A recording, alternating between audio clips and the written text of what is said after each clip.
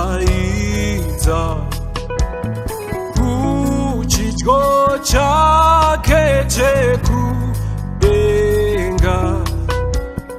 tomira senyimukutongwa, ona mambo apenda.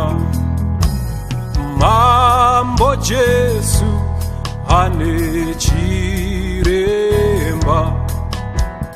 pakange pazoiswa minzwa nembiri yake tichamuona, ona mambo apenda. Hapo mambo apinda, ona kuzotitonga, Yesu tichamira senyi. Hapo mambo apinda,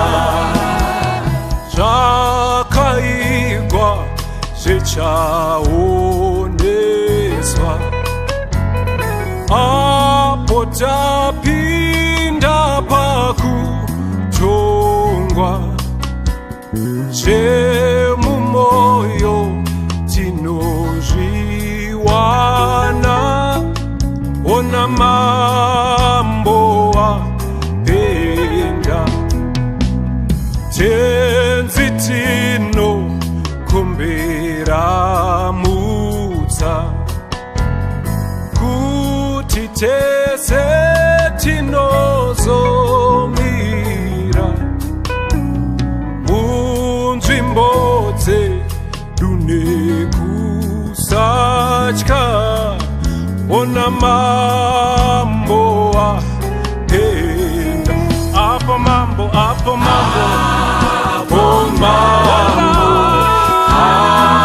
apinda,